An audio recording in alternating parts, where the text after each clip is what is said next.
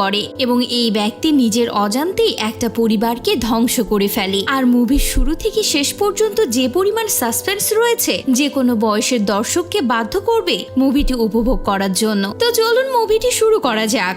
গল্পের শুরুতে আমরা সোয়াতি নামের একটি মেয়েকে দেখতে পাই। গভীর রাতে ফোনের শব্দে সোয়াতির ঘুম ভেঙে যায়। বিছানা ছেড়ে উঠলেই সে তার পাশের দরজায় প্লিজ নোট কাম লেখা দেখতে পায়, যা দেখে সোয়াতি হতাশ হয়ে সেখানেই দাঁড়িয়ে থাকে। আসল ব্যাপারটি হলো সোয়াতির হাজবেন্ড সে বন্ধ দরজার আড়ালে সালমান খানের মুখোশ পরে ভিডিও কনফারেন্সে অন্য একটি মেয়ের সাথে কথা বলতে থাকে। লোকটির নাম হচ্ছে আরবিন আর ভিডিও কলে থাকা মেয়েটির নাম হচ্ছে ঝুলি। আরবিন হচ্ছে টপ ক্লাস লুচ্চা। সুন্দর বউ থাকা সত্ত্বেও তার মন ভরে না। সে চায় প্রতিদিন নতুন নতুন মেয়েদের সাথে খারাপ চ্যাট করতে, আর সেই ভিডিও কলে সেটাই করছে। তো তাদের এই মুহূর্তে সোয়াতি এসে পানি ঢেলে দেয় আর দরজা নক করে। আর আরবিনকে বলে যদি তুমি আমার সাথে এসে না শও তাহলে আমাকে বিয়ে কেন করেছিলে? জবাবে আরবিন বলে অফিসের কাজে আমি ব্যস্ত আছি আর ভিডিও কনফারেন্সে মিটিং করছি। এই বলে সে সোয়াতিকে বুঝিয়ে দেয়। আর জবাবে সোয়াতি বলে রোজ রোজ তুমি যে এই কনফারেন্স নিয়ে ব্যস্ত থাকো তাহলে আমার সাথে আর থাকতে হবে না। তো পরদিন সকালে আরবিন ঘুম থেকে উঠে দেখে একটা চিরকুটে লেখা রয়েছে,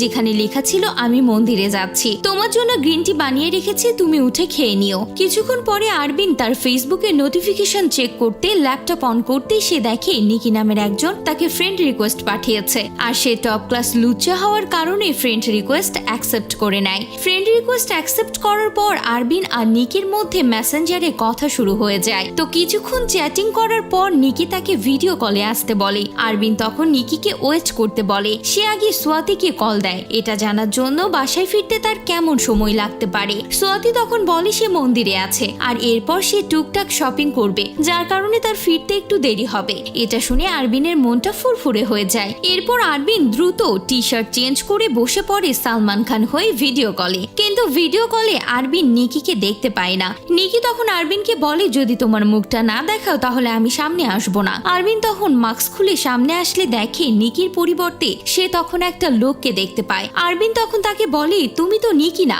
জবাবে লোকটি বলে তুমিও তো সালমান খান না। ফেক আইডি বুঝতে পেরে আরবিন তখন কলটি কেটে দিতে যায়। লোকটি তখন রিকোয়েস্ট করে বলে প্লিজ কলটা কেটো না, 2 মিনিট আমার কথা শোনো। লোকটি তখন আরবিনকে বলে কিছুক্ষণের মধ্যে আমি আমাকে মেরে ফেলবো আর আমি চাই তুমি এটা লাইভ দেখো। এমন আজব ধরনের কথা শুনে আরবিন রেগে যায় আর কলটি কেটে দেয়। এরপর সিন চলে যায় আরবিনের বন্ধু রাজা আর তার ওয়াইফের কাছে। তারা দুজন যখন রোমান্টিক মুডে ছিল এমন সময় আরবিনদের কল আসে রাজার কাছে। আর রাজাকে তখন সে বলে কোনো এক লোক তাকে ফোন দিয়ে বলছে সে আত্মহত্যা করবে আর সেটা নাকি তাকে লাইভ দেখতে হবে। পুলিশি কোনো ঝামেলায় সে পড়বে কিনা সে সেটা জানতে চাচ্ছে রাজার কাছে। সব শুনে রাজা তখন বলে ভিডিও কলে তুমি তোমার গিটার দেখানো বন্ধ করো, না হলে যে কোনো সময় তুমি এসব কারণে বিপদে পড়ে যাবে। তো কল কাটার পর আরবিন যখন তার ল্যাপটপটা চেক করে আরবিন দেখে সে লোকটা লাগাতার মেসেজ করেই যাচ্ছে যাতে সে ভিডিও কলে আসে তার সাথে জরুরি কিছু কথা বলবে। বিরক্ত হয়ে আরবিন ফেসবুক লগ আউট করে রাখে। তো বিশ্রাম করার জন্য আরবিন যখন সোফায় শুয়ে থাকে তখন সেই টাকা লোকটা আরবিনের হোয়াটসঅ্যাপে একটি ভিডিও সেন্ড করে। এই ভিডিওটা দেখে আরবিন পুরো চমকে ওঠে, কারণ ভিডিওটা হলো গত রাতে ঝুলির সাথে করা আরবিনদের সে গোপন ভিডিও, যা দেখে রেগে মেগে আরবিন সেই লোকটাকে স্কাইপিতে কল করে। আরবিন রাগ করে সেই লোকটাকে জিজ্ঞাসা করে তুমি আমার কাছে কি চাও? লোকটা তখন আরবিনকে বলে তার জীবনের শেষ ইচ্ছা হলো আরবিন যেন তাকে মারা যেতে দেখে। আরবিন তখন রেগে মেগে বলে মরতে যেহেতু চাও মরে যাও, আমাকে জ্বালাচ্ছ কেন? আর হ্যাঁ, মরার আগে আমার ভিডিওটা প্লিজ ডিলিট করে দাও, আর বিনিময়ে তুমি কত টাকা চাও সেটা আমাকে বলো। জবাবে লোকটি বলে যে মানুষ কিছুক্ষণ পর মারা যাবে সে তোমার টাকা দিয়ে কি করবে? তুমি আমাকে কখনোই কিনতে পারবে না। আমি মারা যাওয়ার পরেই তুমি বুঝতে পারবে আমার মূল্য কত ছিল। এরপর লোকটা আরবিনকে বলে আমি তোমাকে কিছু একটা দেখাবো, তুমি ওয়েট করো। এ বলে লোকটি কল কেটে দেয়। কিছুক্ষণ পর সে আরবিনকে একটা ইউটিউবের লিংক দিয়ে সেটা দেখতে বলে। ক্লিক করলে আরবিন দেখে লোকটা সে ভিডিও ইউটিউবে আপলোড করে দিয়েছে। আরবিন তখন লোকটার কাছে ক্ষমা চায় এবং ইউটিউব থেকে সে ভিডিওটা ডিলিট করে দিতে বলে। লোকটা বলে ভয় নেই, ভিডিও কেউ দেখবে না, ভিডিওটা প্রাইভেট করে রেখেছি। কিছুক্ষণ পরে লোকটা ওয়াশরুমের বাথটাব দেখিয়ে বলে দেখো আরবিন, কিছুক্ষণ পর আমি এখানে মারা যাব, এটা হবে আমার মৃত্যুর বিছানা। আরবিন তখন লোকটিকে জিজ্ঞাসা করে তুমি আমার নাম জানলে কিভাবে? লোকটা তখন বলে শয়তান সব জায়গাতেই যেতে পারে আর তোমার নামটা জানা তেমন কঠিন কাজ না। এরপর লোকটা আরবিনকে ঝুলির মাস্ক দেখায়, যা দেখে আরবিন অনেক ঘাবড়ে যায়। আরবিন তখন বুঝতে পারে লোকটি হয়তো ঝুলির কাছের কেউ হবে। হবে, আর গত রাতে ঝুলির সাথে অপকর্ম করাই লোকটি হয়তো তার উপর রেগে আছে। লোকটিকে তখন আরবিন বলে, ঝুলি কি হয় তোমার? সে কি তোমার বোন হয় নাকি গার্লফ্রেন্ড? আমি আর কখনোই ঝুলির সাথে কথা বলবো না। আর তাছাড়া সেটা ছিল শুধুমাত্র একটা ভার্চুয়াল রিলেশন। লোকটি তখন আরবিনকে বলে, তাহলে তুমি কেন এত অস্থির হচ্ছ? তোমার সাথে এখন যা যা হচ্ছে তা তো ভার্চুয়ালি হচ্ছে, বাস্তবে নয়। এমন সময় আরবিনদের বাসায় কেউ কলিং বেল বাজায়। দরজা খুললে আরবিন দেখতে পায় তার বন্ধু রাজা এসেছে। আরবিন তখন রাজার কাছে সেই টাক্কুর ব্যাপারে সবকিছু বলে দেয়। রাজা তখন লুকিয়ে লুকিয়ে সেই লোকটার ছবি তুলে নেয়। লোকটা তখন আরবিনকে জিজ্ঞাসা করে, তোমার কাছে কে এসেছিল? আরবিন তখন মিথ্যা কথা বলে, আমার এক প্রতিবেশী এসেছিল। তো কিছুক্ষণ পর লোকটি তার বিছানায় মুখোশ পরা একটি মেয়েকে দেখায়। মেয়েটির মাস্ক দেখে আরবিন বুঝে যায় মেয়েটি আর কেউ নয়, এটা ঝুলি। আরবিন জোরে জোরে চিৎকার করে ঝুলিকে জাগানোর চেষ্টা করে, কিন্তু কোনো লাভ হয় না। লোকটি আরবিনকে বলে, চিৎকার করে কোনো লাভ নেই, কারণ আমি তাকে গভীরভাবে ঘুম পাড়িয়ে রেখেছি। তবে এখন আমি তোমার মনোরঞ্জনের জন্য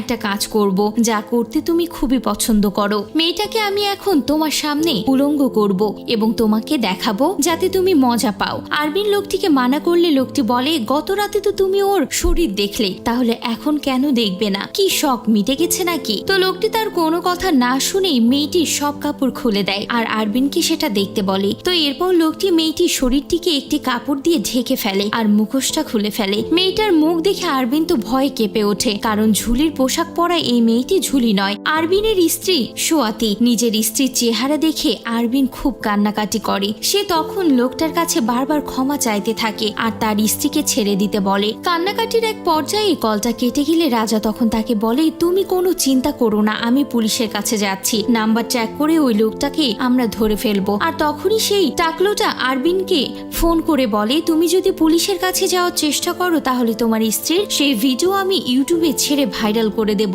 লোকটি তখন আরবিনের কথা মেনে নিয়ে ভিডিও কলে আসে আর রাজা তখন চুপ করে পুলিশের কাছে গিয়ে সেই লোকটিকে খুঁজে বের করার চেষ্টা করতে থাকে। এদিকে আরবিন লোকটিকে ঝুলির কথা জিজ্ঞাসা করলে লোকটি বলে, ঝুলি হলো একটা পতিতা। লোকটি অনেক টাকা দিয়ে ভিডিও কলে ঝুলিকে দিয়ে এসব করায়। অন্যদিকে পুলিশদের রাজা সেই লোকটার ছবি দেখালে জানতে পারে লোকটার নাম মুহান, আর সে 5 বছর আগে কম্পিউটারের হার্ডওয়্যারের কাজ করত। এদিকে মুহান আরবিনকে বলে, দেখো তুমি তো আমার দিকে ভালো করে তাকিয়ে আমাকে চিনতে পারো কিনা। আরবিন তখন তাকে চিনতে না পারলে মুভি তখন ফ্ল্যাশব্যাকে চলে যায় আর তখন আমরা দেখতে পাই কয়েক বছর আগে উহানের অ্যাঞ্জেল নামের একটি মেয়ের সাথে বিয়ে হয়। অ্যাঞ্জেল বোবা ছিল, সে কথা বলতে পারতো না ঠিকই, কিন্তু কানে শুনতো। অ্যাঞ্জেল উহানকে বলে বাসর রাতে বাতি না নিভানোর জন্য। এরপর আমরা দেখতে পাই তারা বাতি জ্বালিয়ে আদিম যুগের প্রাচীন খেলায় মেতেছে। অল্প কিছুদিনের মধ্যে অ্যাঞ্জেল আর উহানের সুখের মাত্রা আরো বেড়ে যায় আর এক পর্যায়ে সে জানতে পারে অ্যাঞ্জেল মা হতে চলেছে। তো একদিন উহান অ্যাঞ্জেলকে নিয়ে যখন বাহিরের রেস্টুরেন্টে খাবার খেতে আসে তখন তাদের পাশের টেবিলে থাকা কিছু ছেলে অ্যাঞ্জেলের দিকে